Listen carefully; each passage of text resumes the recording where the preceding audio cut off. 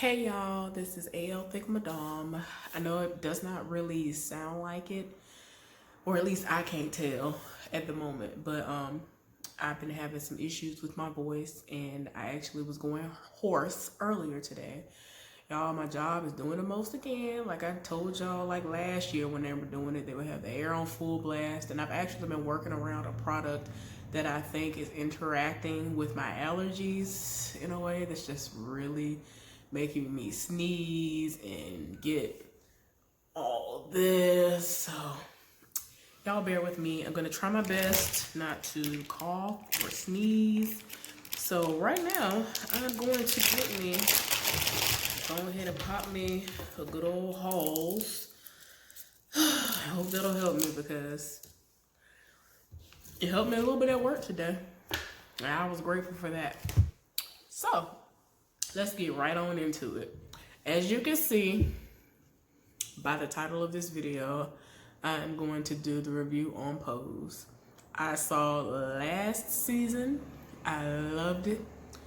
When it first came out, I was like, oh my gosh, I hope they do this justice because I am all the way here for it. So before I even get into the discussion and or my thoughts on it all, y'all, let me just give y'all a rundown on what, last season was really about. Or, what the show was supposed to be about anyway. So this actually was set in like 1987, 1988. And it's surrounding the ballroom scene. Now, a lot of y'all might not know who the ballroom scene is. Especially, a lot of y'all might know now a little bit because we saw maybe once or twice, maybe I think I've seen it on Empire once.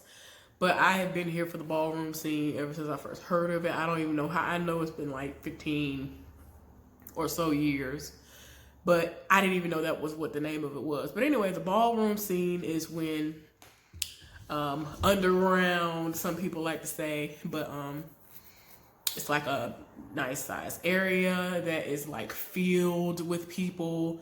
And, there is a space allotted for various people to come and walk and vogue and dance and show off an outfit and all this other stuff. But a lot of the people know the ballroom scene to be a place where you can be free to be who you are if you are part of the LBGT and all the rest of the letters of the alphabet that are included in it now, that particular community.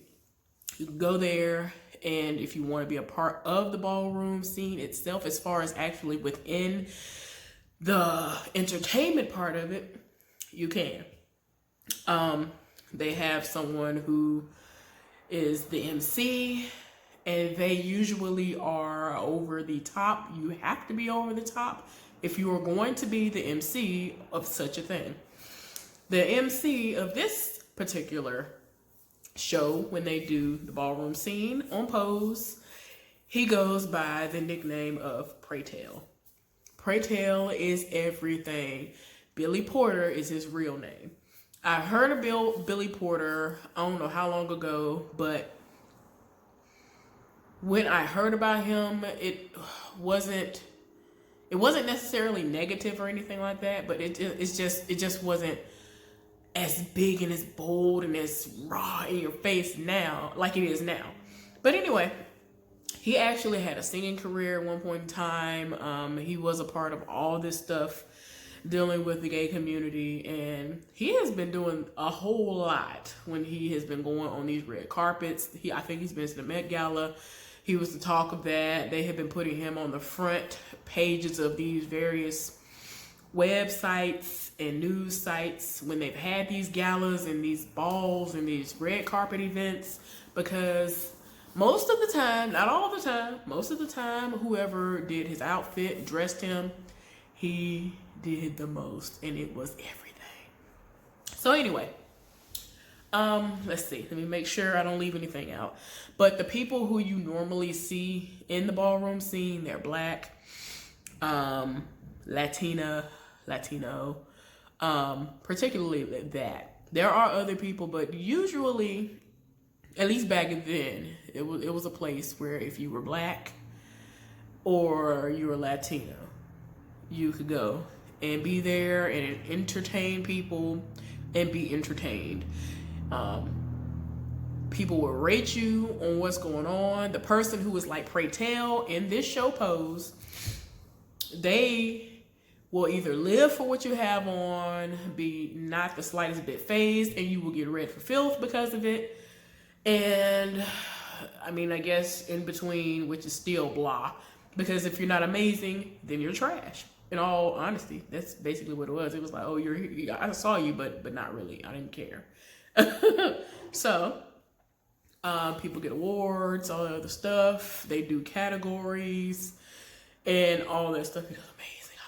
I love it. I love the ballroom scene. And like I said, I hope I remember to put the link to the network on YouTube that I have watched for I don't know how long. I don't even know how long I've been subscribed, but I was watching long before I was even subscribed. But I watch ballroom stuff on their network, on their channel on YouTube. So anyway, so the main characters are Blanca. Blanca is an HIV positive trans woman, and she used to be a part of a house. Now, let me explain the house situation. When you say that you're a part of a house is, I mean, it is a house or an apartment, but it's a place where you live with the person who is considered to be your mother.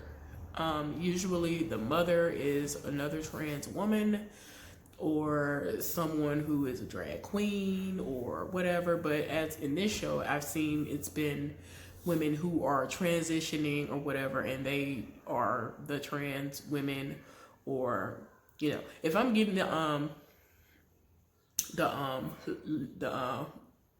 labels and pronouns and all the, you know, the different lingo wrong, y'all let me know that in the comment section.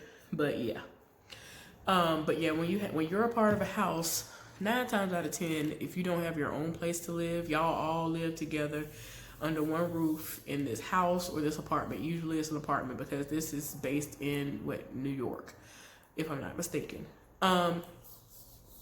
So let me see.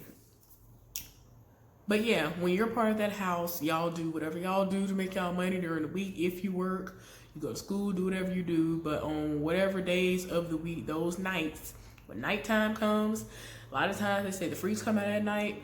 I think in the first season, somebody said that. I think Pray Tell said something like that. But then they were basically showing the people who were a part of the ballroom scene happy and excited because that time of the night has come where they can go to a ballroom situation. So like I was saying, a lot of these people who are part of these houses, if you're a part of a house, you're a part of whatever the name of the house is. A lot of times it's the name of the person or it's a nice little crafty name.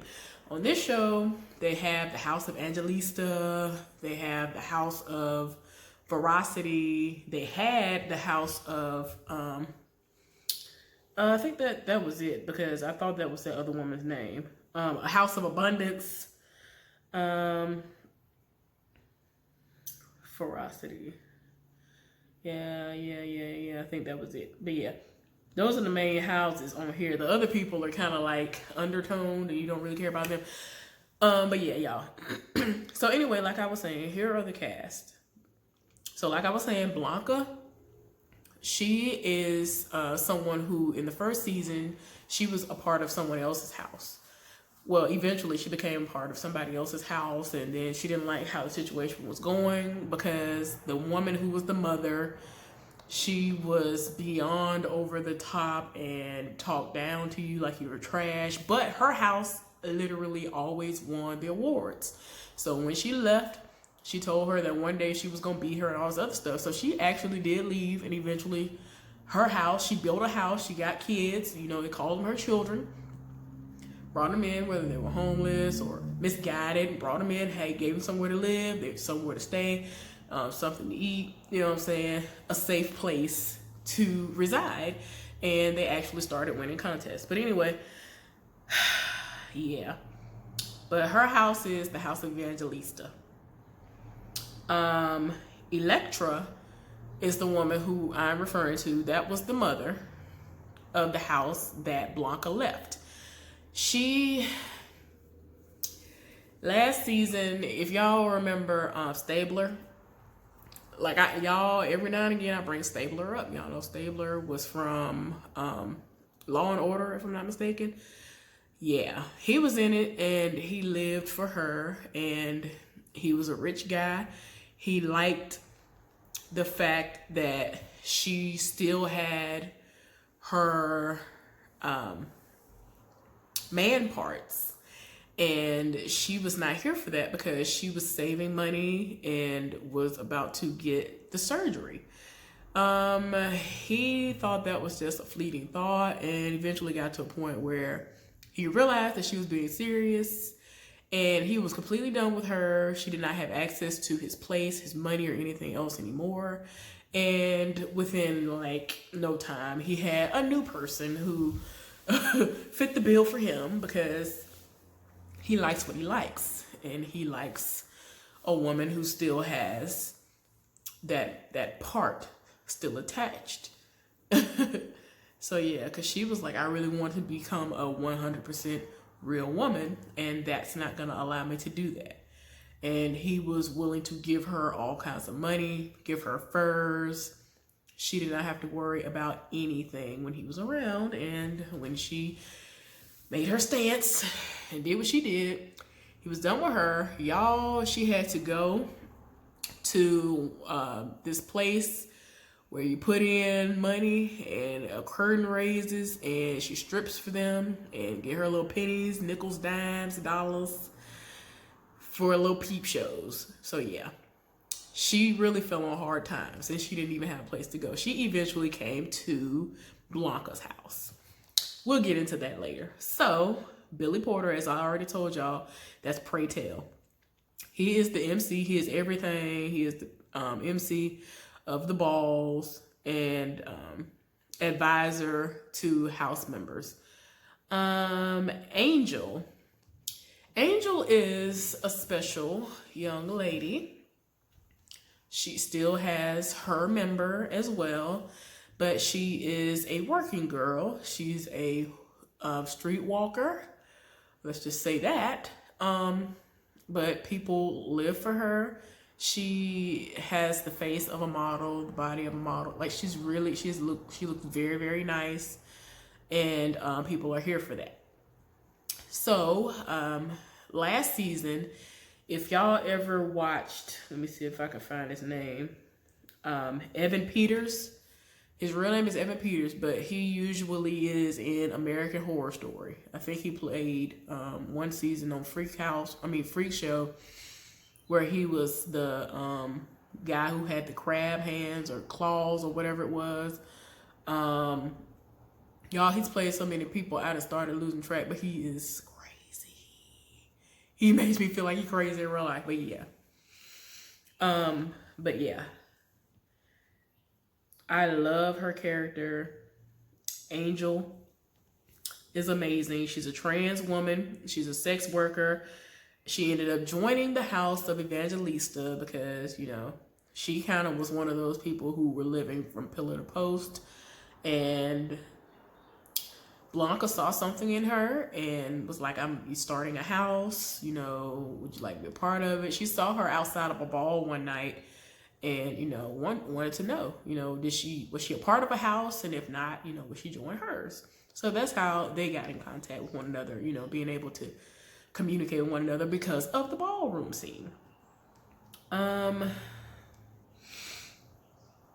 There is a boy named Damon who is also a part of the House of Evangelista. He was a dancer. Last season, we saw a little bit of his backstory, and he is an amazing dancer. He wanted to be a part of Alvin Ailey dance company. He was so exceptional to the point of where anytime he went somewhere, people wanted him. His father, of course, was not keen of that. He was living at home, but when I think he found inappropriate magazines in his room, and they've argued anyway about his sexual orientation, whether it has been discussed or not. He could already tell because of the things he was doing with, you know, of course, like I said, with the materials that he was reading, the things his father has caught him doing. So this last time, he found those magazines, threw him out, and he literally was homeless. His father didn't care. His mother was the type of mother where whatever the husband says goes, no matter how hard they plead with the man. It's basically, I said what I said. I'm the man in this house. You don't tell me what to do. I don't care if you gave birth to that child or not. So she basically went with what the father said and went out and tried to talk to him. And I'm just like, girl, why are you talking to your son when you know you can't save him? Unless you can change the mind of your husband, then he's going to be homeless. So luckily he wasn't killed while he was out there, but he literally would go somewhere, sleep on the bench, get robbed, all this other stuff. Like, y'all know how it could be in New York. I don't live there, but I've heard how people get robbed just while they're actually awake. He'll be asleep and people were stealing stuff from him. So yeah, Blanca took him in. He was kind of ushered off into this dance academy last minute because of Blanca, because again, she sees something in him and she knows that he can do it, and it's amazing. He's an amazing dancer. Let's see. I'm not going to mention her. Candy is one of the people who is a part of the House of Abundance. Her and this other person who goes by the name of Lulu on this show, they both are like co-founders of the House of Abundance.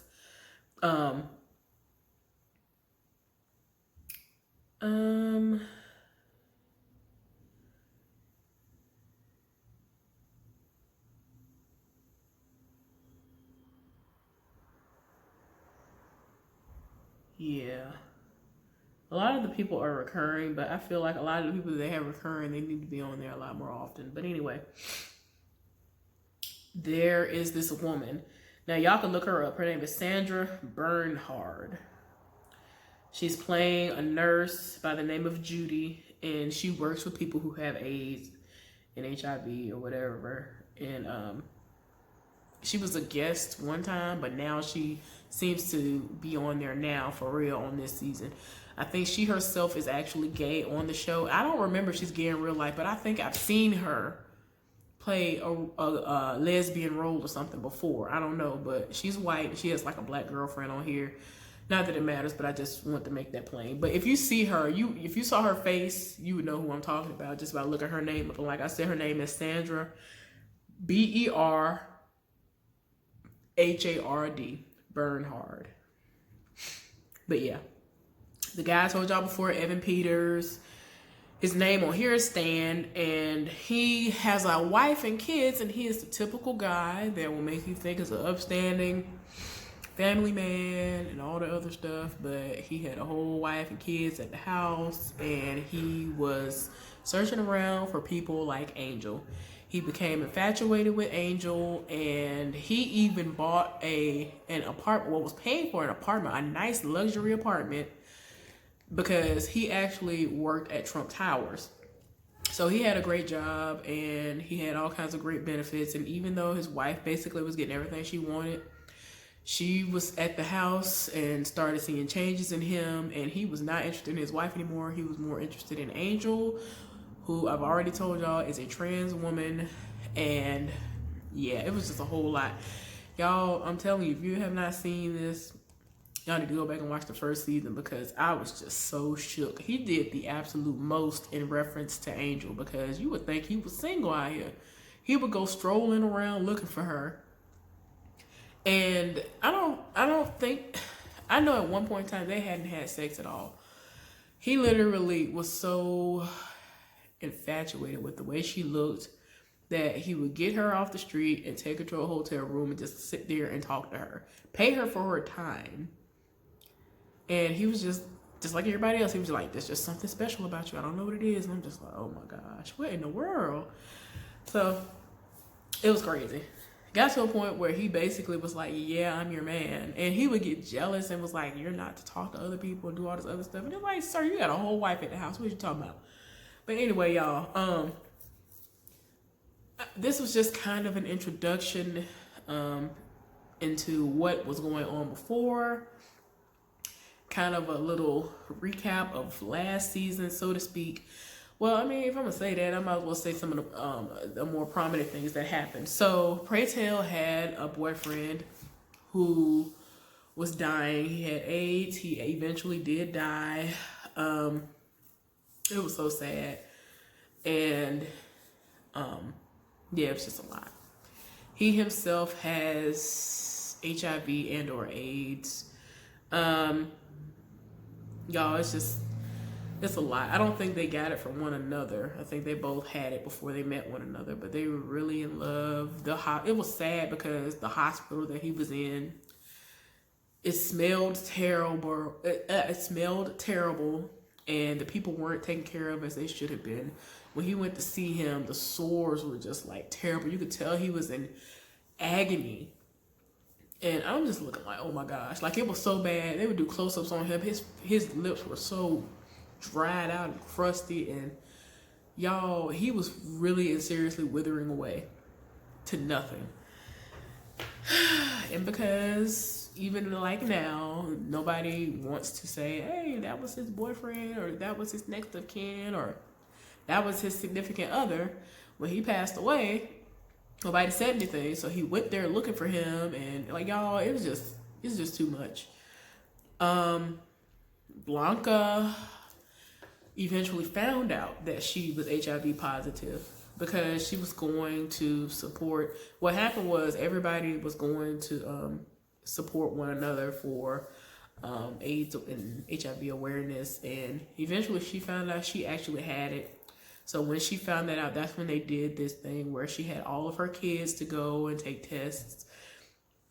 And Pray Tell went, and he didn't even know. I don't think he knew he had it or something. No, he knew he had it. He was trying to act like he didn't know. And everybody came out, was like, I'm negative, I'm negative. He lied and said that he was negative, but he was positive. And I was just like, what in the world? Like, that was crazy. Like, he had it, and yeah, it was a lot. Y'all, Pray Tell be making me like want to cry sometimes. Like, I'm just like, oh my gosh, his acting is so amazing to me. I don't care what nobody say. Billy Porter, his acting. Let me see. The ballroom scene is amazing. A lot of the times the categories are so over the top to the point of where I'm like, what are y'all doing? Like, one day, like the way it started off at one point in time, they knew what the category was going to be. So Electra went and broke into her and her house. They all broke into a historical museum that had all this stuff, and the ball was actually the ballroom scene. The whole thing was about to start. They all took everything they wanted to take that was going to be a part of their props and stuff they were going to wear, and literally was running down the street, police chasing after them, all this stuff, into the ballroom scene, and ends up winning. And it's like, you that serious about winning this, that you went and broke into a historical museum for the props that you felt that you were going to need. Y'all doing the most.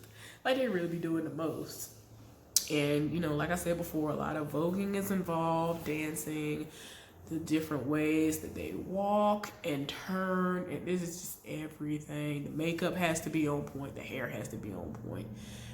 If you look a mess, the MC is going to tell you, they're going to read you down. So if you're not right, you better not step out there. You better not step in front of the spotlight. But anyway, y'all, hopefully, even though I had some moments where I was pausing, it was enough information to allow you to want to click on it, figure out what's going on with it. If I have the time and can still try to get through this without coughing and sneezing and all that stuff, I'm going to try to go ahead and do the first episode of the second season, which just came out Sunday night. Anyway, y'all, stay tuned for that. I'll see y'all later. Bye.